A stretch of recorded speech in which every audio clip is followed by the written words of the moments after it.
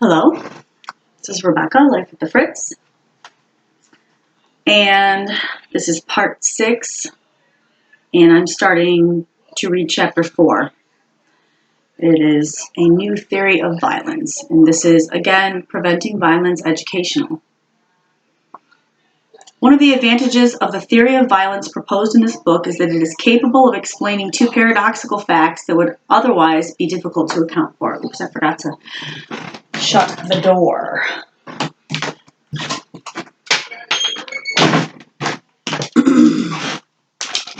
I'm soaking my feet while I do this. 2 birds with 1 stone. Okay.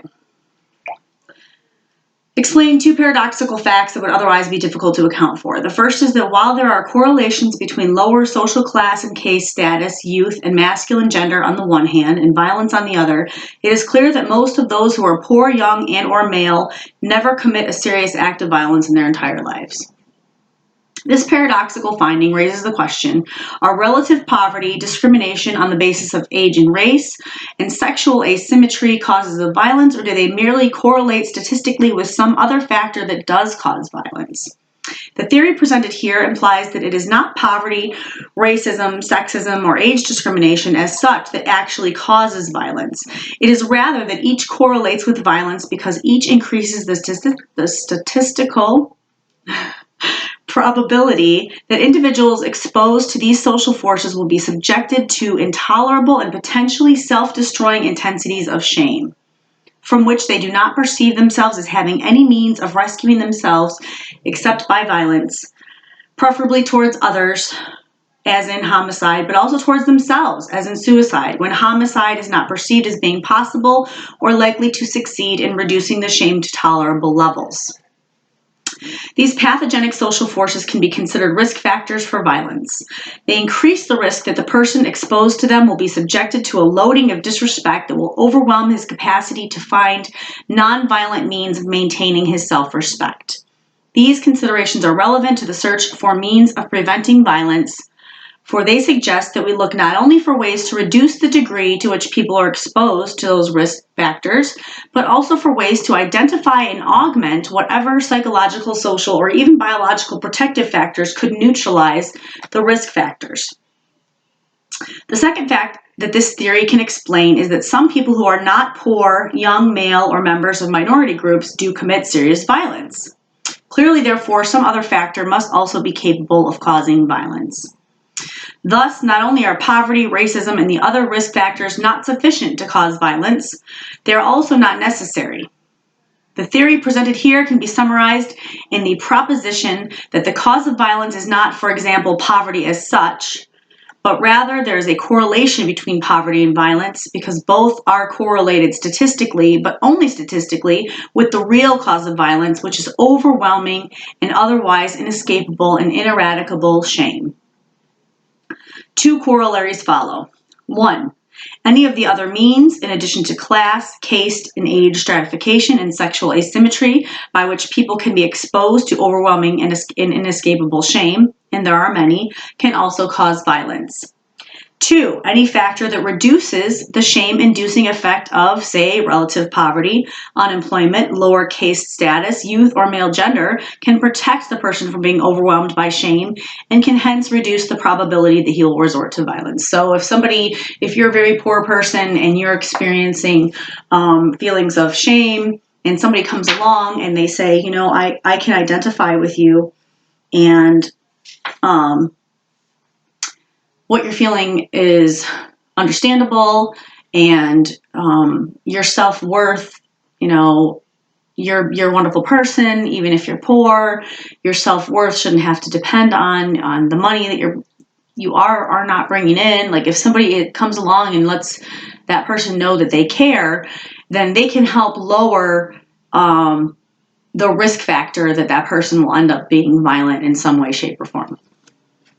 So that's just one way, but it's just an example of how easy it can be to help somebody by giving them support, encouragement, and helping to build their self-esteem. Violence, like all behavior and all disease, is multi-determined It is the product of the interaction between a multiplicity of biological, psychological, and social causes or variables. For example, male sex hormones, child abuse, and relative poverty, each of which can be shown to have the effect of increasing or decreasing the frequency and severity of violence when all the other variables are held constant. However, beneath all that, there are certain regularities and unities, one of which is that shame is a necessary but not a sufficient cause of violence, in the same sense that the tubercle bacillus is a necessary but not a sufficient cause of tuberculosis. Feelings of shame versus their opposite, pride, tend to revolve around the question of perceived sexual adequacy or inadequacy, so that almost any experience that can leave a man feeling ashamed does so by leaving him feeling that he is something less than a man. And this isn't necessarily true with women, but it certainly holds true with men. My point is that in the type of culture called patriarchy, man means adult rather than a boy, potent rather than impotent, courageous rather than a wimp or a coward, active rather than passive, dominant rather than submissive, heterosexual rather than homosexual, masculine rather than feminine, ballsy rather than castrated or a eunuch, a master rather than a slave, financially successful rather than poor, etc. For example, for many, a man, the most painful aspect of being poor is that it means he is not an adequate man, not a real man. And that image of the man who is not really a man easily melds into the image of the gay man, whether on a conscious or unconscious level. When I suggest that homophobia is so central that it is like shame, virtually universally present wherever violence occurs, I am trying to suggest that for men under patriarchy, the image or concept of homosexuality functions as a kind of universal symbol or equivalent of every form of masculine sexual inadequacy. That it therefore epitomizes every cause of shame, and that there are few self-images that cause patriarchally conditioned men to feel shame more deeply than the perception by themselves or others that they might be gay. Many men will resort to almost any degree of violence if that is what it takes for them to ward off that perception of themselves. But the underlying issue is still shame. Shame over being an inadequate man or a non-man, someone who is not really a man. And here I'd like to point out that those who have accepted that they are homosexuals, I'd like to suggest that they have a greater degree of self-esteem than those who may be latently homosexual or unconsciously homosexual and fighting against that by trying to be extra masculine and by hatred of homosexuals.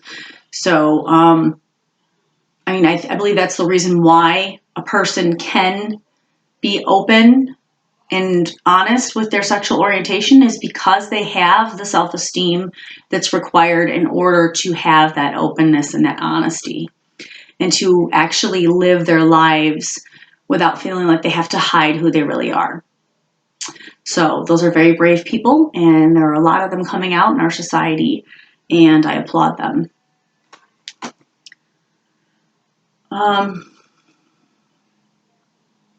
The American high school massacres. There's a paradox at the heart of the series of mass murders that occurred in high schools throughout the United States during the last years of the 20th century.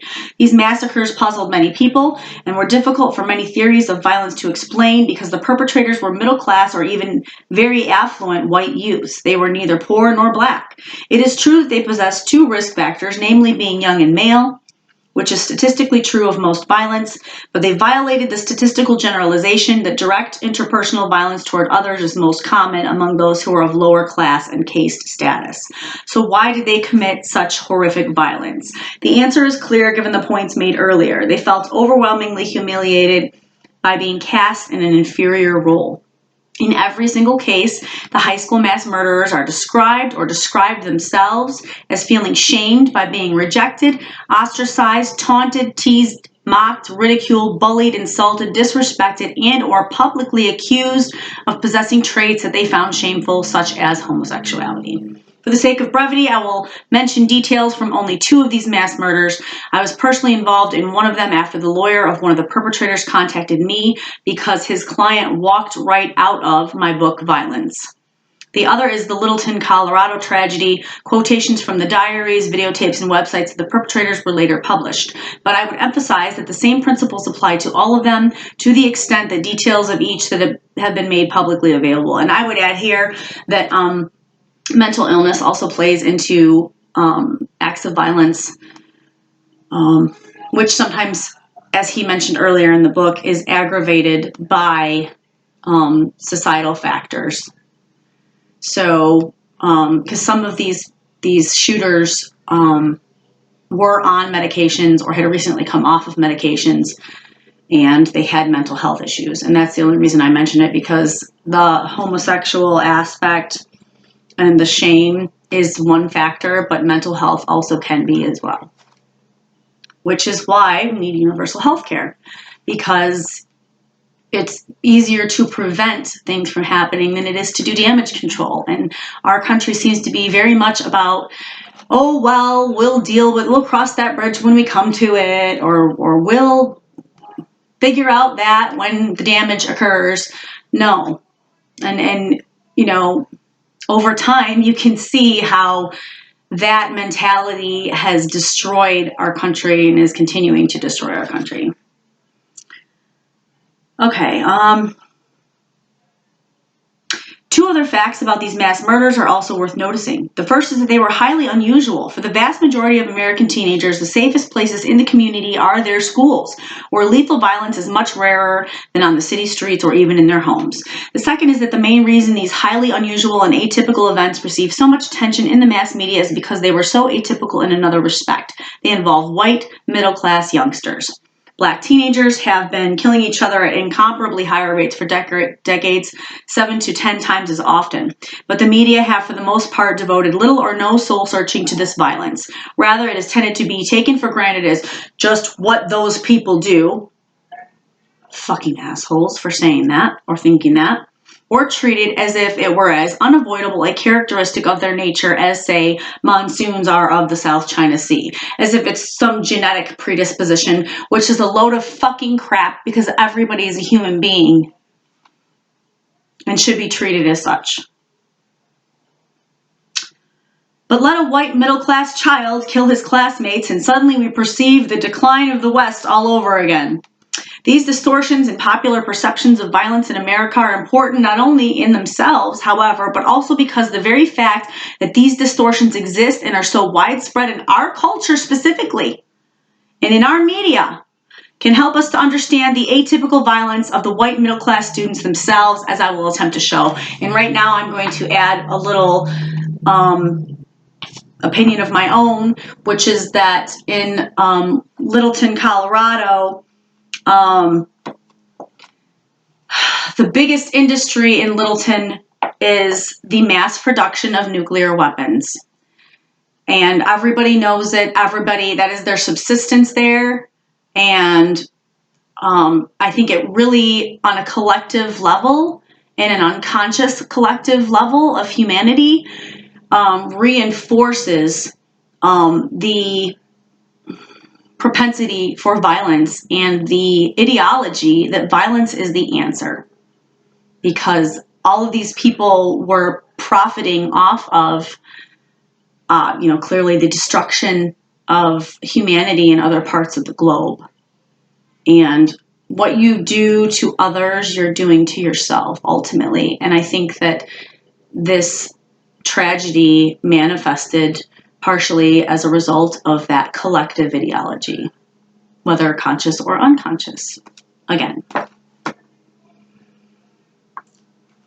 let's see here. Okay. To protect the confidentiality of the forensic psychiatric interviews with the first of the high school shooters, I will call him Tommy, not his real name, and I will intermingle quotations from the reports submitted by 5 clinicians who interviewed him. Tommy was a teenage American high school student who killed and wounded several of his classmates in the late 1990s, following which he cried out, "Kill me now." When he was interviewed by a detective, he was at first unable to explain why he had done any of this, and then blurted out, "I guess I just got mad because everybody kept making fun of me." Later interviews with psychiatrists and psychologists revealed the extent of both his anger and of the teasing that contributed to it. Tommy's early memories of school centered on themes of being taunted. Kids continued to pick on him when he began high school. Extensive harassment in which he was called gay, faggot, nerd, geek, and pussy. He stated that he was also spat upon. The harassment became particularly pernicious following publication of a false rumor in the school newspaper that he was having a homosexual relationship with another student. Okay, so that shame, when thrust upon an individual, especially when it's not true, and they have no way of proving otherwise. And this is like an entire community of people that is being, where, you know, these things are being publicly known about him and are not true. He was humiliated by the allegation, particularly when the other students began to tease him and call him gay and faggot almost daily. He said that kids would call him gay because he didn't like to be mean to girls. He felt that his peers began to assault his masculinity because, in his view, he wasn't mean enough. He's not had any sexual experiences and said that kids make fun of him because of this. Kids are mean as hell. And that's stemming from our society. Our society teaches people to be this way, conditions them, whether they're being taught that in the home, whether they're being taught this even on a conscious level. It's being taught, it's being conditioned, it's going into the subconscious of millions of boys every day. His anger over rejections and humiliation mounted. He then hit upon the solution that an act of violence would change the way kids perceived him in school and give him the recognition and acceptance he longed for, which is moronic, because he wasn't thinking far enough into the equation to say, oh yeah, if I shoot up the school, I'm going to get arrested and thrown in jail the rest of my life or die.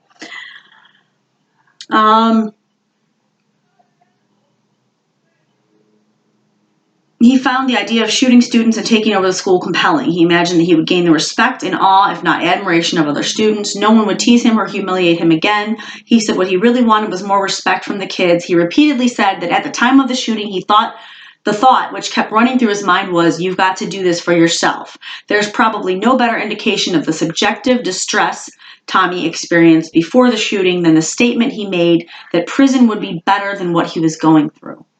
And that's not necessarily true, because we all know what goes on in prisons. Because at least the teasing would stop. He thought that if he got into trouble, he would not lose that much, because I didn't have that much. I didn't feel as if anyone really liked me. He reported that he was tired of people making fun of me. I couldn't stand it anymore. If I shot one of them or scared them all, they would leave me alone. And this is where I mentioned earlier about bullying and how the bullied often turn into bullies. And I think that this is something it's like tag, pass it on kind of thing in our society, if you allow it to become that way. If you're not aware and you don't say to yours, because I was teased and bullied mercilessly as a child. I was a preemie, so I was very, very small. I was never picked in sports. I sat alone at lunch or only hung out with the nerds. I was teacher's pet, so I excelled because I was smart, and I was teased because of that. My mother was on welfare, so they used to say I live in a cardboard box and I'm a welfare child. Of course, I'm a female, and society says that to be aggressive and violent, in my case, is unacceptable, and that's a further source of shame. So, like he said earlier in the book, the likelihood of a female being this way to achieve those ends really doesn't make any sense.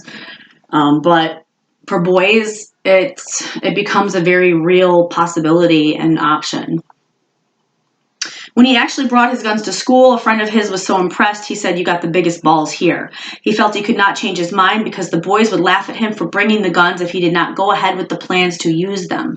Ironically, his plan for gaining respect through violence turned out to be more successful than any other strategy he had up to that point, for he said that after the incident, people respect me now. He reported that he liked the juvenile detention home better than high school, that the kids were nicer to him, he was not being teased or put down. Wow, that's fucked up. The tragedy, of course, is that neither he nor the adults responsible for him found any less destructive way to enable him to diminish or tolerate the overwhelming shame and humiliation he had been experiencing. And along with shame and humiliation, I would say ostracization and what's the word that they use when they banish someone? Banishment, or I think it starts with an E. I can't think of the word right now, but that feeling of, that severe feeling of not belonging, of feeling, outside of ever being accepted in any way is a very strong thing. So when we're talking about shame and humiliation, those kind of things are also included in that. The story of the massacre at Columbine High School in Littleton, Colorado was virtually identical to that of the one Tommy committed. The two killers, Eric Harris and Dylan Klebold, were subjected to repeated taunting, teasing, insults, name-calling, rejection, and accusations, apparently false, of being homosexual. A journalist with the New York Times reported the preps and jocks who ruled the school, preps and jocks, overextended masculinity, taunted the group in the hallways with sarcastic jibes. One member of the Trenchcoat Mafia was quoted in today's Denver Post as saying that they had been pushed down against lockers and had rocks in lunchroom, mashed potatoes thrown in their faces by jocks. Jody Wilgerin, Click's dark journey began with a black coat is the reference there. And these allegations were confirmed by many of the jocks, the athletes at the top of the school's social hierarchy, just as the shooters were at the bottom of it. One football player was quoted as saying, "Columbine is a clean, good place except for those rejects. Most kids didn't want them there. Sure, we teased them, but what do you expect with kids who come to school with weird hairdos and horns on their hats?" In other words, people who don't subscribe to social norms. Fuck social norms. That's my opinion. Fuck social norms. They fuck with your head. Everybody should be unique and be the person that they want to be, and they shouldn't be afraid to do that. It's not just jocks. The whole school's disgusted with them. They're a bunch of homos grabbing each other's private parts. If you want to get rid of someone, usually you tease them, so the whole school would call them homos. Nancy Gibbs and Timothy Roche, the Columbine tapes. And that is that source. The effect of this on Harris and Klebold, judging from what they wrote, said, and did, was shame, leading to rage, leading to violence, and a desperate attempt to replace shame with respect so as to stop the social and psychological annihilation they were undergoing. The tragedy was that neither of them found a way to rescue his self-esteem, and hence his self, except at the expense of his body, his physical survival, and the bodies and physical survival of others. They made it very clear in their websites, videotapes, and diaries what their feelings, motives, and intentions were. In one videotape, for example, Eric Harris said, "Isn't it fun to get the respect that we're going to deserve?" while holding the sawed-off shotgun he would use at Columbine. And in his website, he wrote, "God, I can't wait till I can kill you people. I'll just go to some downtown area and blow up and shoot everything I can. Feel no remorse, no sense of shame. I don't care if I live or die in the shootout. All I want to do is kill and injure as many of you as possible." Wow. It is noteworthy that he combines 4 themes in these remarks. 1, the need to gain respect. 2, the absence of feelings of remorse or guilt. Violence always represents self-defense to those who engage in it. I'm going to say that again. Violence always represents self-defense to those who engage in it, which goes in conjunction with A Course in Miracles and Conversations with God that says all attack is a call for help. Defense of that vulnerable and threatened psychological construct, the self. Furthermore, any experience that specifically intensifies feelings of shame and simultaneously diminishes feelings of guilt and remorse. So you can't feel shame and guilt typically at the same time. Some people do, but it's not as prevalent. 3, absence of feelings of shame over the plan to kill everyone. Violence from the point of view of those who engage in it does not intensify shame, it diminishes it and even reverses it into its opposite, namely self-respect and respect from others, which is why the most violent people boast of their violence rather than apologizing for it. That's a, typical thing. They are happy, they do not feel any remorse at all whatsoever, and people are, looking at them like, "Are you nuts?" Well, it becomes a form of psychosis. The willingness to sacrifice, this is 4, the willingness to sacrifice one's body when that is seen as the only means by which one can rescue one's soul or psyche or self, or when oneself has already died to kill one's body as well, along with other people's, since that may be seen as the only means of escape from an intolerable degree of shame. And also willingness to sacrifice one's body in the defense of one's family, because in this society, we are bombarded by people trying to tell us what to do and how to do it and where and when and how much. And we are bombarded and exploited by corporations and government entities. And these are all sources of pressure and ultimately sources of shame, because when you're pressuring somebody and they can't come up with the money for a bill or whatever, what have you, they end up having no other recourse in some instances, or they feel they don't have any other recourse other than to strike out in defense of themselves and their families. So these are, when he's talking about these smaller situations, there are other situations that you can apply this to in society where you see these dynamics. One lesson the Columbine tragedy teaches us is that lower social class and case status are far from being the only determinants of overwhelming shame, though they are the most common epidemiologically. I got it right that time, the first time. At Columbine, where everyone was of the same social class and caste, again, at Columbine, where everyone was of the same social class and caste, the criteria for social status involved not money or race, but athletic ability and the kinds of social skills needed for popularity in that particular school, in both of which Harris and Klebold were sadly and even tragically deficient. So there are these status quos that exist, whether anybody actually ever points them out or not. You can feel it, you're experiencing it, and your place in that. And if you happen to believe that what these other people are saying is true, and you don't have the self-worth and self-esteem to withstand those assaults, then it ends up putting these youngsters in precarious positions where they make these kind of tragic decisions. But there's an irony in this tragedy which is too important to overlook. The irony is that the main reason why communities like Littleton and schools like Columbine exist is to enable the families who move to those school districts to benefit from their high school social and economic status and enjoy freedom from poverty and degradation, and from the violence that poverty and degradation bring with them, while leaving the class and caste structure of our society as a whole intact. In other words, they're not challenging these social norms and status quos. They are trying to embody them while ignoring those who do not benefit and often are destroyed because of these social norms. So social norms are really, really important to challenge and to break, and to get people to understand that it's not right and it cannot continue.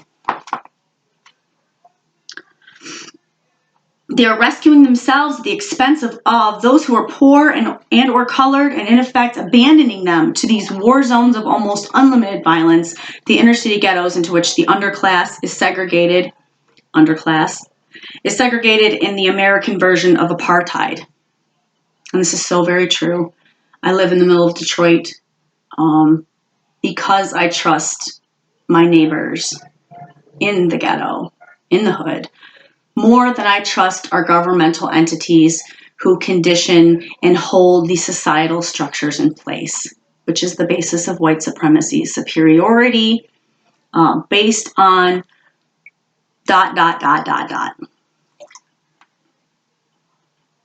So fuck that. And it needs to be abolished. As one of the Columbine football players said after the massacre, I thought we lived in a bubble. And they were living in a bubble, an enclave of privilege, affluence, and advantage from which the poor and weak were excluded. The problem was, however, that violence, which they had tried to eliminate by living only among others of the same class and caste status, followed them right into that bubble. And of course, it was inevitable, for even by calling Littleton a bubble, the student who used that word indicated that he knew something very different existed outside it, namely a world that was not so privileged. So Littleton, which superficially resembled a classless society, was in fact the product of the most extreme development of the system of class stratification, namely the rigid segregation of breathtakingly affluent suburbs from wretchedly poor, virtually uninhabitable inner city ghettos, while profiting off of the nuclear destruction of the world. Wow. I do not say this with any sense of self-righteousness, for like most upper middle class professionals, I've done exactly the same thing myself in the effort to provide my children and myself with the best possible education and the highest possible degree of freedom from crime and violence, which is why you have this divide amongst Black people now who are more affluent than the poor, and why they are seen as turning on their fellow race, because the money changes everything, and you want your children to do good and have better things. You want to have better things. You want to live more comfortably, and these things are, obviously seen as positive things. But if you are moving outside of poverty in order to provide for and protect your family without acknowledging the issues in our society that exist and the class wealth aspect, not just the race issue, but the class issue. And I, as an activist, have a very intimate experience with this as a white woman who has lived in poverty my entire life. I have that inside view, and so it allows me to be a bridge between people.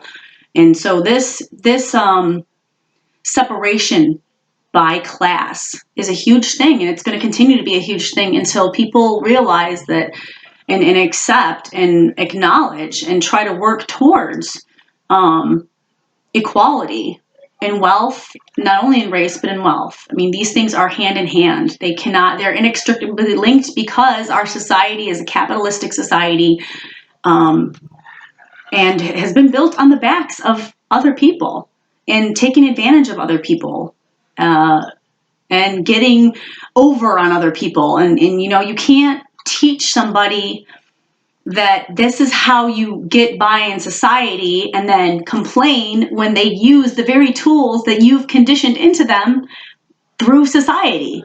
A guy sticks up a guy with a gun on the street corner, and you say, oh my God, why did he do that? Maybe because he's watched greedy white businessmen in suits stealing from the American public his entire life. Like these kind of things, you can't expect people to act differently than the soup in which they exist. Let's see, where was I? Why did it do that? Oh, that's a little bit. Hold on. I'm merely insisting we cannot even begin to prevent violence until we can acknowledge what we ourselves are doing that contributes to it, actively or passively, and to remember that in a democracy, we are all responsible for all. And I think this is where the term brother's keeper comes in, although if you have the experience of nosy neighbors, you might not believe so much in your brother's keeper. What that means is that if we want to prevent or at least diminish the violence to which we all are vulnerable, even in affluent communities like Littleton, then it is essential that we do not cease to work toward true social and economic equality throughout our society. And this is why this call to defund the police is so important. It really is. You cannot give all the power to the guns. Respect by force is not the way. Respect by equality is the way. Respect by power and control is not the way. Respect by respecting others and affording them the same comforts and opportunities as you are is the way. Otherwise, the violence that we move to our little version of Littleton to escape will follow us right into the bubble that we had thought would be safe. And this is why it is so hilarious to me that people live in the suburbs and believe that they're sheltered from the violence that's going on in society.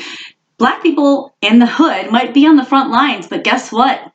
It's coming to a neighborhood near you because you're second in line. You cannot escape it. It will. And then this is a lot of what we're seeing in the suburbs nowadays with heroin addiction and how it's devastating communities. And now look how it's being treated as a public health problem when crack addiction was not treated as a public health problem in the hood.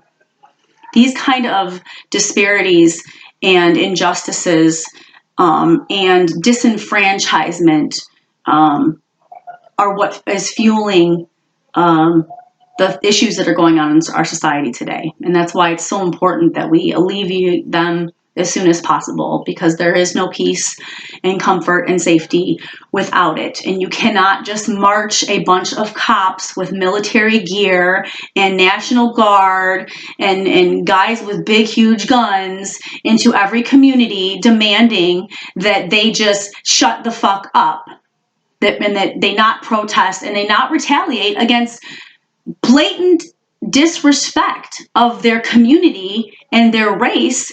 And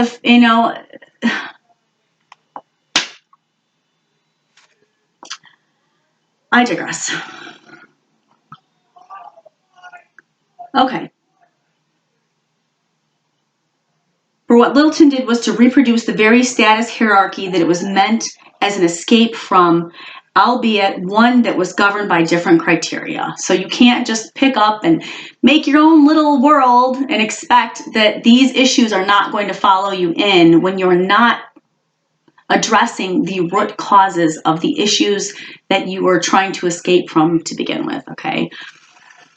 Why did it do that? Or to be more exact, how could it have avoided doing that? It is a question of values. To the extent that we place a positive value on social stratification and hierarchies, whether actively or passively, consciously or unconsciously, then we signal to our children that status systems are a good thing and that they are likely then to reproduce their own versions. Whether they want to or not, what you're pounding into them is what's going to come back out. Working to dismantle all status hierarchies, however, does not at all require that we stop making distinctions between better or worse quality work, whether in the arts, the sciences, or any other field of endeavor. Which is why I think some people have an issue with, what is it called? When they force them to hire in affirmative action, that's what it's called. This is why people have a problem with affirmative action. But I'm more qualified, I did the better job, but this person who is of a skin color gets the job, even though he's not doing as good of a job as me. These kind of distinctions are important to make. At the same time, that has to be a balance, because you can't just have a bunch of shitty people that are unqualified that are in those positions. And there are a lot of white people that are shitty and they do not do a good job also. That's not to say that, I want to make sure that I'm saying this, but what it means is that there has to be a balance there. Yes, you have to hire people that are different from you. You have to. You cannot just hire a bunch of white people because you think that they're better. They're not better. They're not genetically better. As a matter of fact, they've caused more wars and killed more people in the name of righteousness than any other race on this earth, any other race.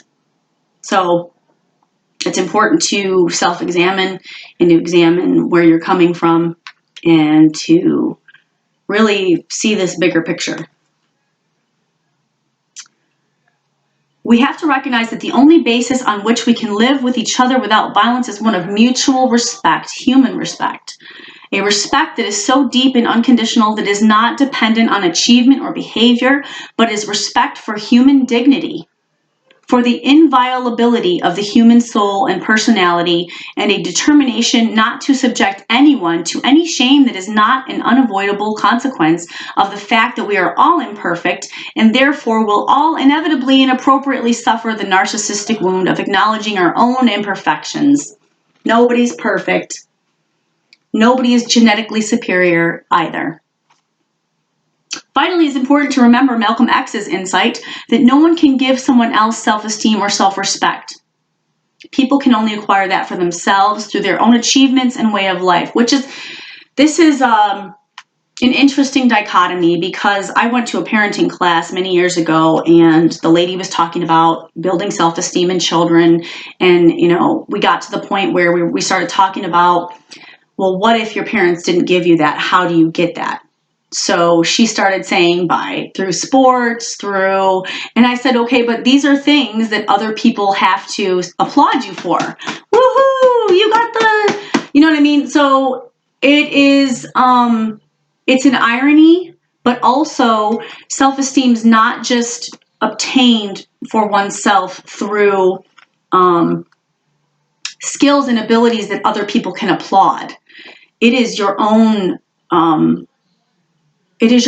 responsibility to say, wow, I did a good job, even if nobody else is there to tell you. It is your responsibility to be positive with yourself. Or if you realize suddenly that you're beating up on yourself, to say, you know what, I need to stop doing this. And I have to shift my thinking in that stupid little tape in my head, whether it was your parents or your school teachers or your coach or whoever outside of you may have given you that little shitty tape that goes through your head, to challenge that every step of the way.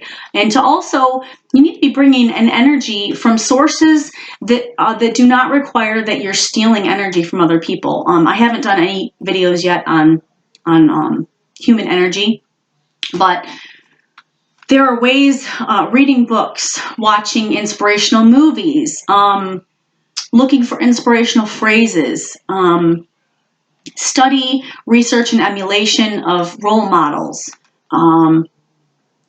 practicing of a skill, and the personal, private validation that you feel when you first start doing something. For instance, I'm just starting out doing the electric guitar, and I only know a couple of chords, and I feel stupid and like I don't know what I'm doing, but the only way I'm going to get better is by practicing. And then one day, when I've actually learned an entire song, I can say to myself, like, wow, look how far you've come. And that self-acknowledgement is so important. And so even though I don't think he really mentions it in this book, it doesn't have to come from outside of you. You can be a full-grown adult with self-esteem issues and find ways to build yourself up without dominating and destroying other people. It doesn't have to be force. And you will never truly be respected when you are forcing other people to do something. It's not real respect. It's only respect by force. And as soon as that person has the opportunity to escape that situation, they will, because it's wrong. There's a reason why we have higher brain thinking than every other species on the planet.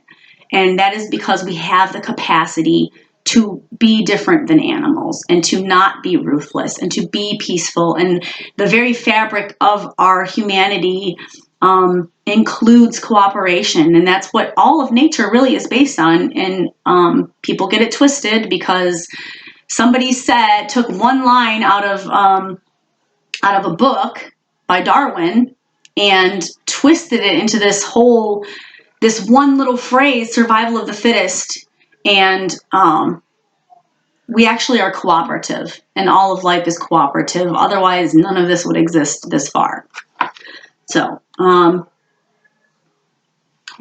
no one can give someone else self-esteem or self-respect. People can only acquire that for themselves through their own achievements and way of life. But we can choose whether we make available the tools people need to acquire their own self-esteem by deciding whether to do everything possible to guarantee true equality of opportunity, including equal access to education.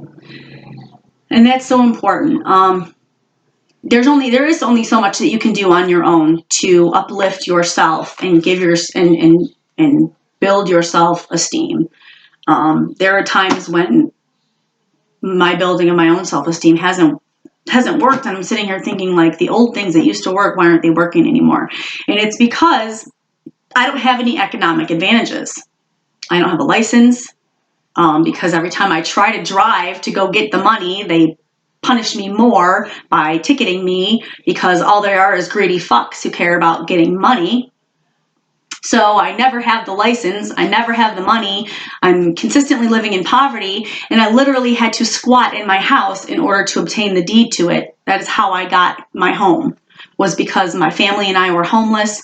I got out of a domestic violence shelter, which the domestic violence was caused, again, by everything that I'm explaining in this book.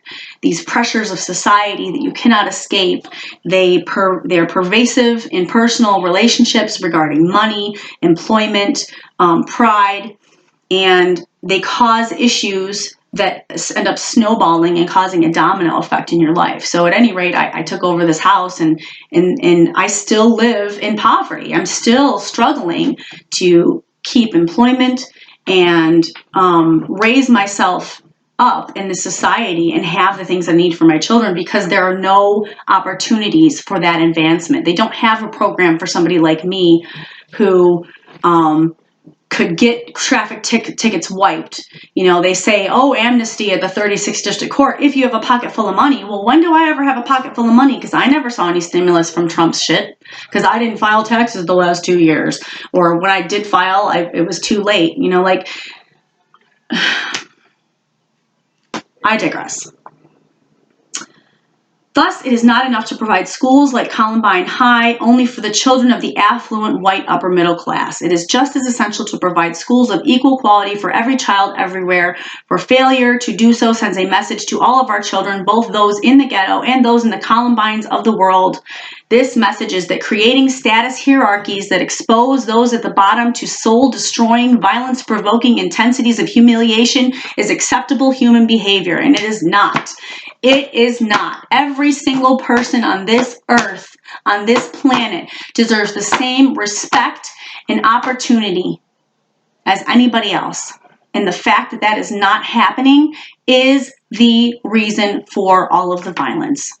People holding on and hoarding and hiding and being greedy fucks at the top is what helps perpetrate this. And there are two ways to rectify this. You can lower your expenses, or you can try and make more money, or you can lower your expenses and try to make more money at the same time.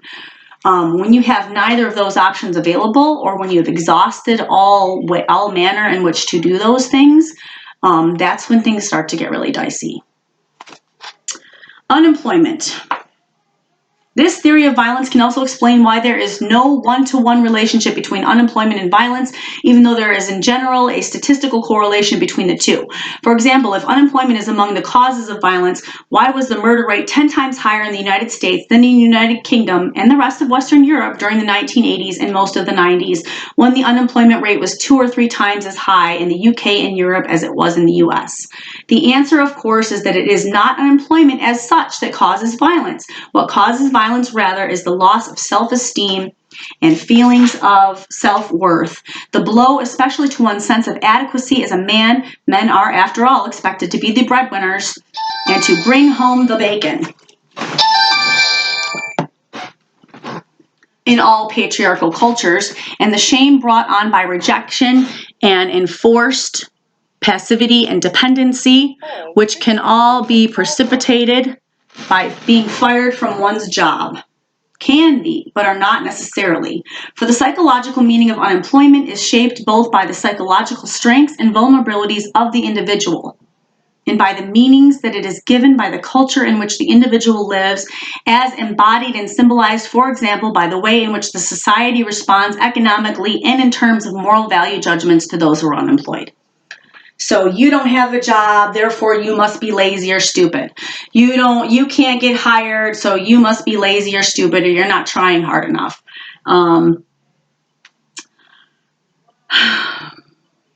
Catherine S. Newman, a Harvard anthropologist, has written a brilliant exposition of the degree unique among the developed nations of the world to which American culture shames and stigmatizes the unemployed.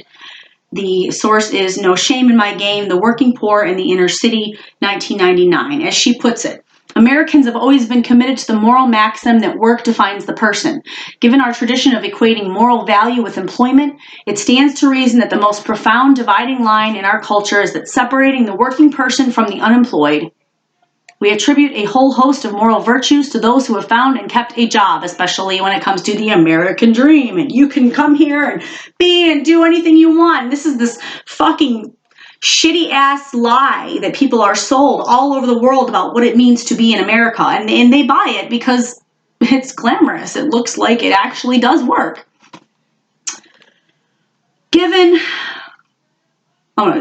We attribute a whole host of moral virtues to those who have found and kept a job, almost any job, and dismiss those who haven't as slothful or irresponsible. We inhabit an unforgiving culture that is blind to the many reasons why some people cross the unemployment barrier and others are left behind. We express this view in a variety of ways in our social policies. Virtually all our benefits, especially health care, but including unemployment insurance, life insurance, child care, tax credits, etc., are provided through the employment system. And you can't get out of it unless you're working under the table or you're in business for yourself. And even then, it ends up catching up with you because then they take a huge chunk and put it towards guns and bombs to invade and destroy and create more violence. In the U.S., however, those outside employment system are categorized.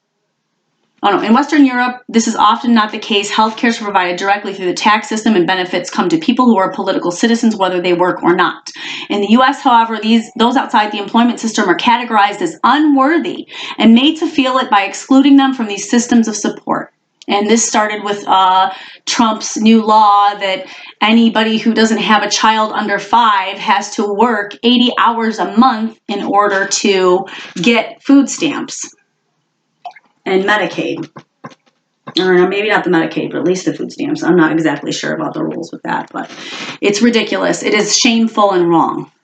Everyone should have food. Everyone should have shelter. Everyone should have warmth. Everyone should have transportation. Everyone should have the basic means that they need to live. And that's why universal basic income is so important.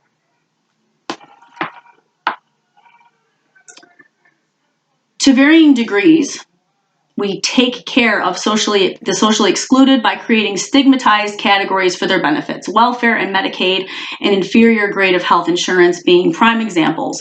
Yet we never confuse the approved, acceptable Americans with the undeserving, and we underscore the difference by separating them into different bureaucratic worlds. From the earliest beginnings of the nation, work has been the sine qua non of membership in the society. I don't know what that means. Work has been, in what context is it used? Work has been the sine qua non of membership in the society, the criteria. We are so divided in other domains, race, geography, and the like, that common ground along almost any other lines is difficult to achieve. The French, by contrast, are French whether they work or not. In other words, people who happen to be unemployed are shamed more severely in the U.S. than in Western Europe in 2 ways. Not only are they given relatively lower levels of financial support for shorter periods of time, but the very way in which that support is legally and bureaucratically structured and defined is more stigmatizing. This is not to say that it is not humiliating to be fired or laid off from one's job or unable to find employment in any society. Nor am I suggesting that the tendency within a nation for rates of criminal and political violence to increase or decrease over time as the unemployment rate rises or falls is exclusive to the United States. It is not. I'm merely suggesting that it is not surprising that the United States suffers vastly higher rates of violence than are seen in Western Europe, even when it is suffering lower levels of unemployment than they are, for there are many other social, economic, and cultural variables besides unemployment that influence the degree to which the members of any given society are exposed to shame. Single parent families. Here we go. This is me all the way. And this is because the father of my children has been so severely shamed and put in captivity and lockup. And the fact that he has been so societally shamed made him unable to find housing, unable to find work, caused domestic violence in our family, and now he's locked up again. And they brought him in on some other shit that he didn't even do. Just $55,000 a year. That's what they get for each prisoner. And they get that $55,000 even when the prisoner is released early and they put somebody else in the cell, then they get another $55,000. They have incentive to lock everybody up and fuck everybody over. I'm fucking sick of it. This is my way of fighting back. Single-parent families. Another factor that correlates with rates of violence in the United States is the rate of single-parent families. Children raised in them are more likely to be abused and are more likely to become delinquent or criminal as they grow older than are children who are raised by two parents. For example, over the past 3 decades, those two variables, the rates of violent crime and of one-parent families, have increased in tandem with each other. The correlation is very close. For some theorists, this has suggested that the enormous increase in the rate of youth violence in the U.S. over the past few decades has been caused by the proportionately similar increase in the rate of single-parent families. And when you're locking up all the men, that's what it creates. More violence, more violence. Don't lock them up and try to actually rehabilitate them or correct them, as the Department of Corrections is supposed to be doing, making our streets and communities safer. No, just lock them up, throw away the key, don't give them any help, and then expect them to come out and be better citizens. As a parent myself, I would be the first to agree that child rearing is such a complex and demanding task that parents need all the help they can get, and that's certainly true. And certainly having two caring and responsible parents available has many advantages over having only one. In addition, children, especially boys, can be shown to benefit in many ways, including diminished risk of delinquency and violent criminality from having a positive male role model in the household. So thank you, State of Michigan, for locking up their father and keeping us and keeping my license from me and keeping me in fucking poverty my entire goddamn life. Thank you, you're fucking awesome. I'd like to sue you. The adult who is most often missing in single-parent families is the father. Some criminologists have noticed that Japan, for example, oh, and by the way, just to make it very clear, I am not a criminal. The only record I have is traffic tickets. So, but yet I have to walk around or drive, and when I'm driving, drive around feeling like I'm some kind of goddamn criminal when I haven't even done anything wrong. Nothing. I haven't done any. The only thing I've done wrong has been poor. And debtor's prison is supposed to be illegal in the United States, so. Some criminologists have noticed that Japan, for example, has practically no single-parent families, and its murder rate is only about 1/10 as high as that of the United States.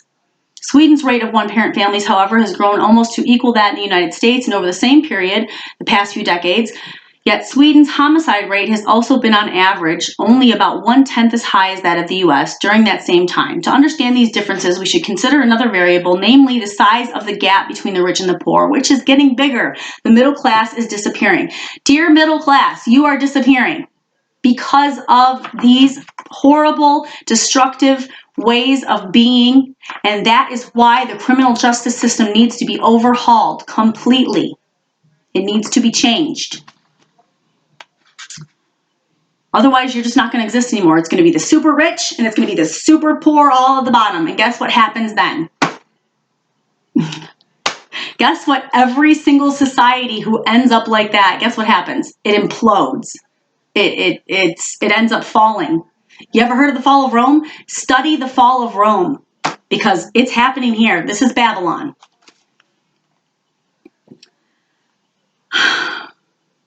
As stated earlier, Sweden and Japan both have among the lowest degrees of economic inequity in the world, whereas the U.S. has the highest polarization of both wealth and income of any industrialized nation. And these differences exist. And thank you, Trump, for making it worse. Thank you, McConnell. Thank you, Trump. Thank you, Democrats. Thank you, everybody who's working and like shaking hands and eating lunch together after they pretend like they're all enemies because they're all really on the same team, the money team. These differences exist even when comparing different families. I'm sorry to be so sarcastic and have such an attitude, but I've lived in poverty my entire life, so I experienced this to a very real and potent degree. And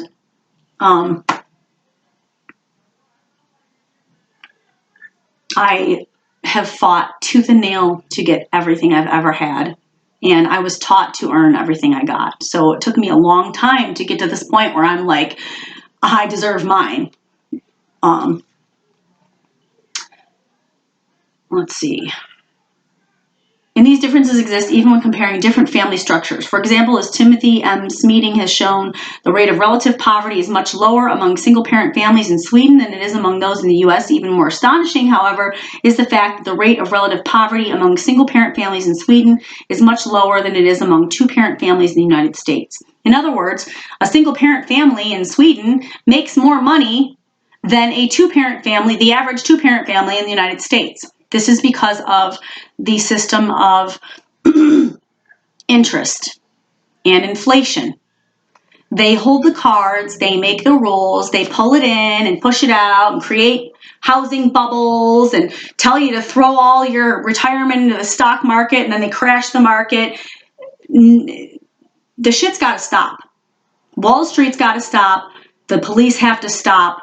This power and control bullshit has to stop. And the only way to do that is by people becoming aware of the dynamics of power and control in our society and why these things occur.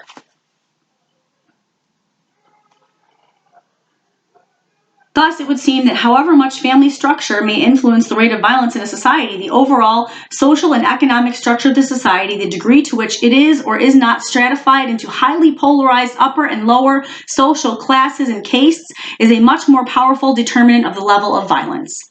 There are other differences between the cultures of Sweden and the US that also may contribute to the differences in the correlation between single parenthood and violent crime. The United States, which is strongly puritanical and Calvinist cultural heritage, is much more intolerant of both economic dependency and out-of-wedlock sex than Sweden.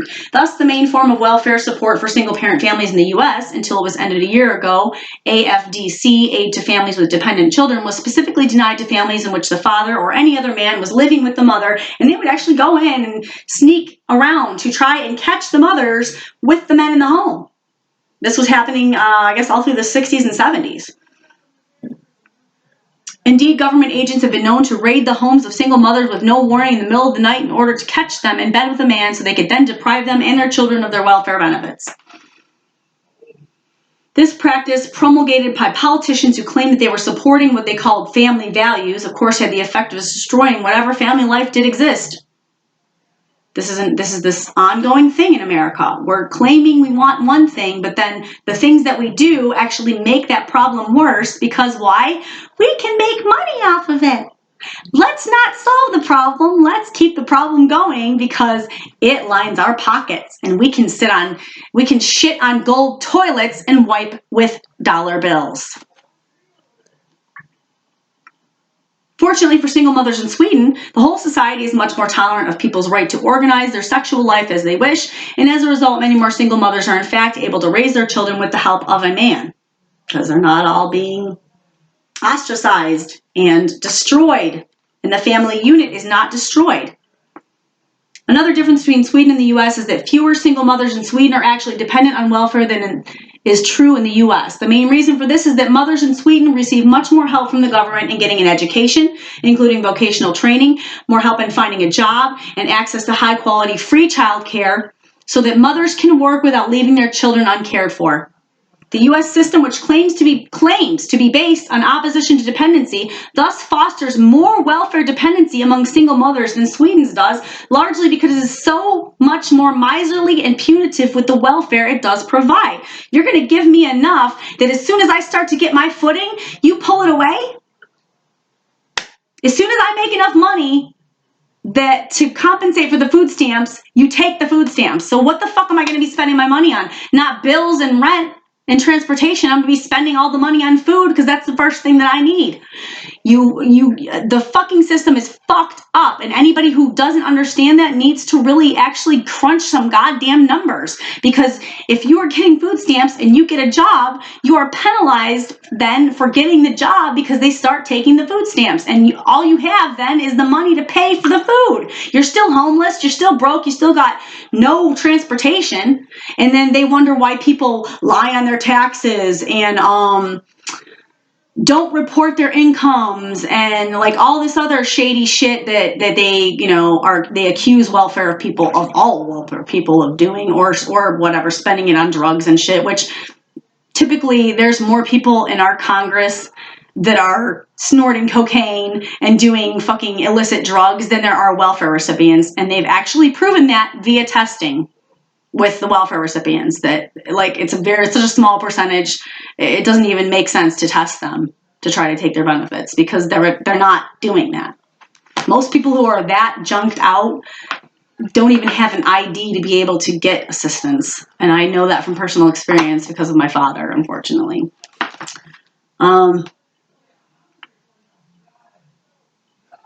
Even more tragically, however, it also fosters much more violence. It is not single motherhood as such that causes the extremely high levels of violence in the United States, then.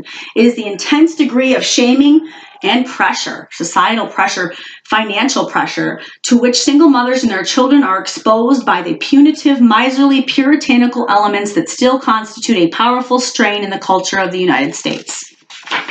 And everyone around the world sees this. But when you're in the fishbowl, it can be harder to see it, but I see it, and I want you to see it. Okay, I'm going to take a break, and then I will start the next chapter.